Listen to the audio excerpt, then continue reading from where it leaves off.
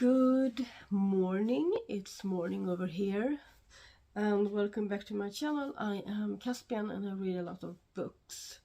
So I was gonna do this later today, but I'm doing it now. It's around 8:30 in the morning. It's a Thursday on the 13th of November.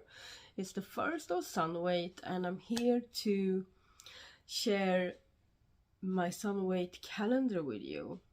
And yeah, that's the primary reason for this, but I'm gonna do some more stuff around it. So first of all, I have already lit my candle for the day. So this is my setup with my Sunwait candles. I showed you that in another video, I think. So I have already lit the first candle, which is Urus. And yeah, so I lit that together with my patrons this morning. I have a patron for my other YouTube channel, so that is all about shamanism, witchcraft, and healing stuff and that sort of thing. So on this channel we focus on books, right? But they kind of overlap when it comes to Sunwait. So as you know, for my Sunwait calendar, I wrapped books, or my partner wrapped books for me. If you want to know what I'm talking about, you can go to this video, and that is where I talk more about that, I think. So what am I gonna do in this video? I'll tell you. So, since these videos are the ones that I will be doing in November and December, I won't be doing any other, I will probably not be doing any other reading updates or reading vlogs in November and December. These will be my videos. So, what I'm gonna do today is I'm gonna share with you my current reads. And then I will share the books that I picked up from the library yesterday, because I went to the library yesterday to return 3 books and to pick up 1 book, but I came home with 2 books. So yeah, that's not much, right? So anyway, and then I will finish off by opening my calendar for this week, my calendar book. So I will do timestamps, so if you are not interested in any of the other stuff and just want to see what book I open up, then you can just check the chapters for that. So let's get going. Oh, and I also have a cup of tea. So of course I have a cup of tea. Okay, so my current reads are 2. First of all, this is the book for my book club this month and next month, so I have November and December to read it. So I have so far, this is the book that's called When the Woods Sang, Returning to the Singing Earth by Stina Gray. Stina Gray is an author and a storyteller that has roots in Sweden and New Zealand, and she has written this lovely book that collects stories about people's connection to the earth and connection to the earth, fae, and that sort of thing. There's a bunch of chapters, so I think I will probably, update you as I read it. I've read selected parts before because I went to the release party for this, and I'm also interviewed in this book. So I went to the release party, but I haven't read it from like front to back before, and I'm gonna do this now. So far I have read 27 pages, and I have just reached the part of the first chapter that includes the interview with myself. So where Stina interviews me in my local woods. Yeah, so that's what this is about. It's a non-fiction book, even though some people may think that the subject of the book is fictional, but it's not. It's about people's own experiences, so I'm reading that right now. And then I am finally reading Finale by Stephanie Garber, the third book in the Caraval series. So if you followed me for a while, you know that I originally wanted to read Once Upon a Broken Heart. And then I saw someone talk about the fact that it's good, not necessary maybe, but good if you read this one first, because they kind of go together. So I have read 3 books soon, just to be able to get to the book I really wanted to read. But that's fine, because I'm enjoying this series, otherwise I wouldn't have kept going, you know. So I'm enjoying this. I am quite a bit through. I am at page 320 out of 470 something. So I think I'm 67% into this book, so 2/3, I think. So if you don't know this series, it's about kind of a Caraval is a mix between like a carnival and a play. There are games. So Legend is the director of this, and he's also the magician in this story, and he has this carnival sort of thing where people can come and either be spectators or a part of the game, and the winner gets a prize. And the year before the first book, so past years, the prize has been a gift of your choice, like a wish. So in this book we follow Donatella and Scarlett, a pair of sisters that goes to Caraval, and there's this whole thing, and there's also a deck of destiny cards. It's kind of reminiscent of, first I thought tarot cards, but I would say oracle cards is more like it. So the story and some of the characters are built upon this deck of cards, and they are called fates. So this is the third and final book, so I'm not going to talk too much about it, but I am enjoying it. Especially I'm enjoying the writing style, but I'm also really invested in the characters. So far, throughout all the books, Julian is my favorite character. Just saying. I'm a Julian stan. So those are the 2 books that I'm reading currently. And of course I will be reading another book soon. I'm hoping to finish Finale today or tomorrow, so that I can start my Sunwait calendar book and finish that before next Thursday. So I'm thinking I'm gonna change the order a little bit. I will instead of sharing my library haul with you first, I'm going to open the calendar book first, because I want to share the haul with you, but I'm not gonna be able to read those until December anyway, so I will focus on the calendar book. So this is the package, and my partner wrapped these 6 of them, and then he decided the order in which I will open them. I don't know why he was so excited about that, but he was. So yeah, this is the book with number 1 on it. Currently on my TBR, in my TBR box, I have the 3 first ones, because I keep them, you know, the monthly books, so the November books in there, and then as I read books and return them to the library, these books I own, then I will, you know, fill up with the rest of these and library books. So this is the first book, the first of Sunwait. So if you don't know what Sunwait is, I will link a video about Sunwait here as well. I'm gonna try and do that. So because I shared one on my other channel, just basically what is Sunwait. So but I can tell you that Sunwait is a heathen practice that is rather new.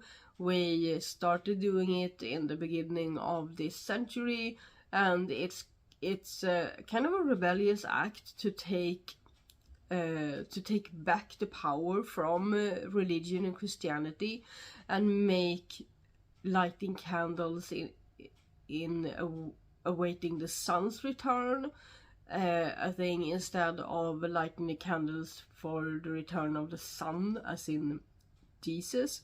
So we await the Sunwait, as in the winter solstice. So 6 Thursdays up until the winter solstice, we light one candle, and there are runes on the candles, or as in my case, on the candle holders. And or Urus is too warm, so I'm gonna share with you. I'm just gonna pick up one. This is the last one I'm gonna light this year. This is Caspian that I have painted like 8 years ago or 7 years ago on this little holder, and then I have a red candle in it. So yeah, it's a new practice. It's a heathen practice. It's rebellious. It's about taking the power back. It's about keeping the sense of excitement, but directing it towards the return of the sun at the solstice, rather than a religious thing. So I really enjoy this. I love it. This is when I start preparing for Yule and the winter solstice, because I really celebrate. that's yeah. So later today I'm going to bake gingerbread cookies, gluten-free gingerbread cookies. That's how invested I am in this waiting game. So let's see what's in my first book. So these are books that I already owned, and then I gave my partner the control of the TBR jar, so he could pull books from that jar, and without me seeing which ones, he took them from my shelves and then wrapped them. So I have an inkling about what it may be. There's like 2 books in my mind that it could be, because of the size, you know, because he pushed the books together in my shelves to help me to not see immediately which books were missing. He did a rather good job, I think. This one and another big one, those ones are like, okay, I know those are the 2, because those are the only big ones missing, like hardback books. Okay, so now I have seen the color of it, so I think I know what book this is. And this is one I'm gonna open it first, because I might be wrong. And I'm not wrong, I think. Am I wrong? No. It's Huckleberry Finn. It's Huckleberry Finn. This is an early Swedish edition, I think. I bought it in June. I put a stick in it. Someone named the Svantesson owned it before me, apparently. So this is Huckleberry Finn by Mark Twain, illustrated by Eric Palmqvist. And it's actually... Okay, so original title, The Adventures of Huckleberry Finn. Translation by Gustav Sandgren. That's really interesting. Yeah. This edition is from 1957. I found it at this local little antique shop / secondhand bookstore, and this cost me. This is the most expensive book in my secondhand bookshelf. On my secondhand bookshelf, this was 50 crowns. Which I think is about £5, maybe a little more in dollars. I have no idea what the different currencies are, but it's 50 crowns anyway. So yeah, it's I'm looking forward to it. There's these really good illustrations. This is the first chapter, so I'm really looking forward to this. The font is really small. But there are pictures.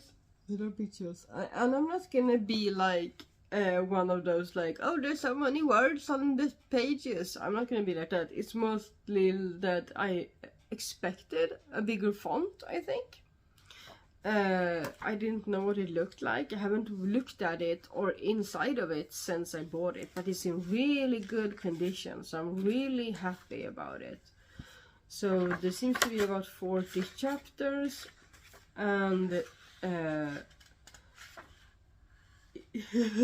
on the last page it says to best wishes, Huck Finn. So that's fun, like he's writing it himself. I think I've never read this. 314 pages in this edition, so that's what I have to read on top of Finale by Stephanie Garber this week. I really feel like this is gonna be amazing. I wish it had like a cover though, so that I could you know, keep it safe. Like it's a really old edition. I almost feel like I shouldn't be touching it with my bare hands or something. So yeah, The Adventures of Huckleberry Finn by Mark Twain. Amazing. So I kind of wish I had this way of putting up the candle so that you could see the candle as I am talking, because I can see them. They're beautiful. It's wonderful, a wonderful little display, but you can see them.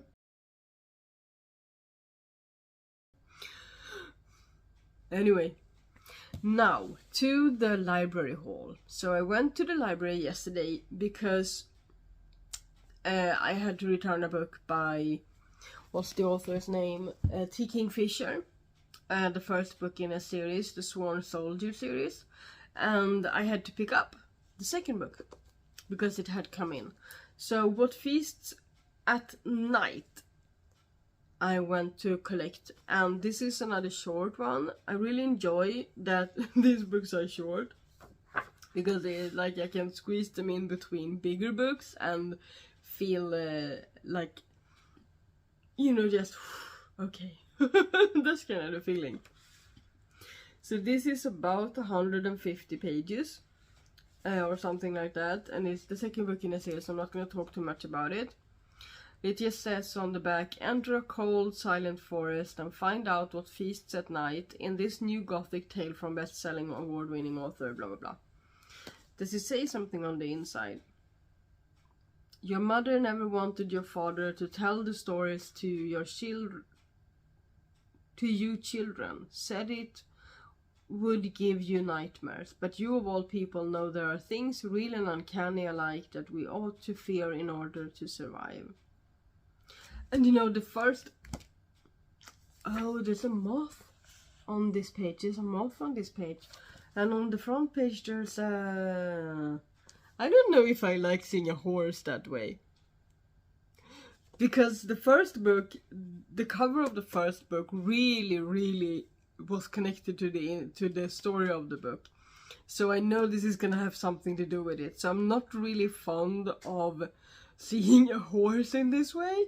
But the amazing thing with T. Kingfisher so far and the writing is that even though it's a bit gory, it's horror, I have never had a nightmare about it so far, knock on wood, because there's something about the writing that makes me able to visualize it without internalizing it. So I'm hoping the same for this one. I'm really hoping the same for this one. So yeah, that was the first book I hauled yesterday at the library. And then in a recent reading vlog, I think I told you that... No, I haven't shared that with you yet. Okay, so I have filmed a wrap-up of October Reads. And I mentioned the Red Rising series. And in that video, I say that, or I will say, you haven't seen it yet, that I don't know if I want to continue the series because I only gave the third book 3 stars. And I'm talking about why that is in that wrap up. But I also have a reading vlog where I read Morningstar, the third book in Red Rising by Pierce Brown. So you can go watch that, or if you watch that, you know that I only gave it a 3-star rating. Mainly I thought there was too many battles, there was just some inconsistencies, and just I didn't enjoy it as much as the two first books. And I'm not really looking forward to reading the rest, but I also say in my wrap-up that if I come across the fourth book in the library, because I wasn't sure that they even had it, or at a second-hand bookstore, like for 10 crowns or 20 crowns or something, then I would consider it. And of course, yesterday when I went to pick up What Feasts at Night, they had this one. So this is the fourth book, and it's humongous. It's humongous. It's so huge. What the F? I saw this and I was like, okay, I'm taking it home with me in case I feel like I want more of Darrow, the main character. But looking at, you know, the page count, I was like, oh, I don't know. 620 pages, not including the thanks from the authors. And I do enjoy reading this in Swedish. I do enjoy that. So 620 pages in this Swedish edition. And the original title, because you don't know what this is, right? You have no idea what this is. So the original title is Iron Gold. And it's basically the same. Järn Guld is Iron Gold. Just that we write it as one word as well, and you separate iron and gold. We don't. So yeah, this is the fourth book. So I only know what is on the back, that it's been 10 years since the last book.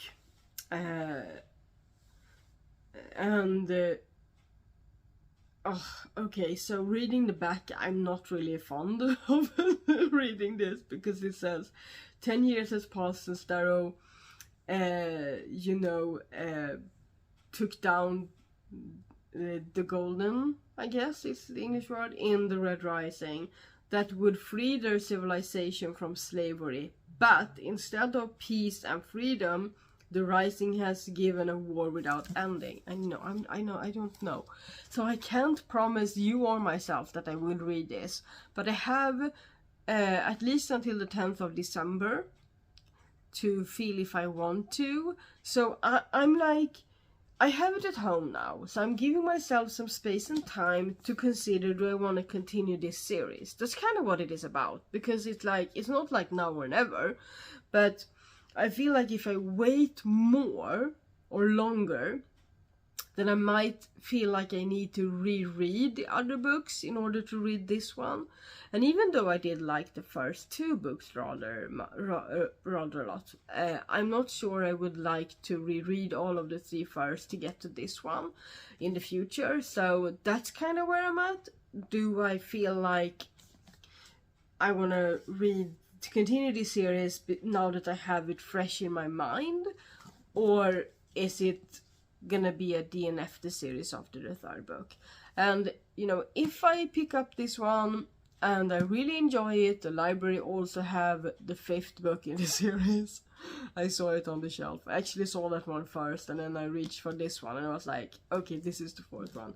So there are things, you know, contradicting, you know, against picking this book up. It's the size. It's the size of it. And then the fact that the war is never ending, it feels like. So, I don't know. We'll see about that. So that is what I wanted to share with you today. Now I will go about my day, and eventually today I will make some gingerbread cookies. And if I remember, I will put some footage of that at the end of this video. So yeah, see you next week, and let me know in the comment section if you have adapted.